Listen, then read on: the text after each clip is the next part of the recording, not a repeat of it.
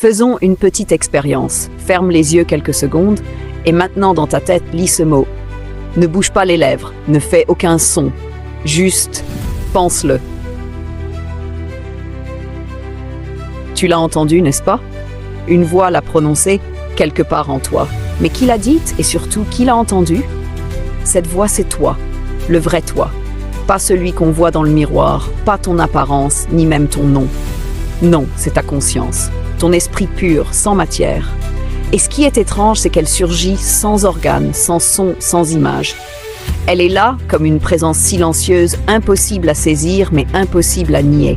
Et si on la compare à ce que nous créons aujourd'hui, les intelligences artificielles, on réalise quelque chose d'encore plus troublant. Nous fabriquons des systèmes capables d'apprendre, de réfléchir, d'imiter des pensées humaines.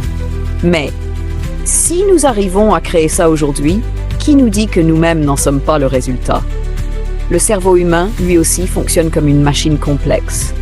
Des milliards de connexions, des signaux électriques, une base de données immense de souvenirs et d'émotions. Si l'esprit peut émerger de tout ça, alors pourquoi ne pourrait-il pas être copié, simulé? Et si une civilisation bien plus avancée que la nôtre avait déjà créé cette simulation cosmique, un monde entier régi par des lois fixes, gravité, temps, biologie, exactement comme les moteurs d'un jeu vidéo.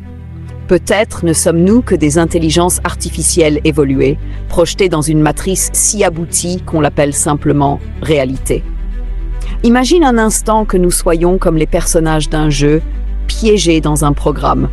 Tout autour de nous suit des règles, la nature, notre corps, les lois physiques, tout sauf cette voix intérieure. Elle seule semble libre, insaisissable, presque étrangère aux lois du monde. Et si cette voix, justement, était la preuve que quelque chose en nous vient d'ailleurs? Et si t'es toujours là à te demander si t'es une intelligence artificielle dans une simulation cosmique, t'inquiète, t'es pas seul. Clique sur la vidéo complète et viens plonger la tête, la première dans le bug existentiel. Promis, aucun neurone ne sera maltraité. Enfin, pas trop.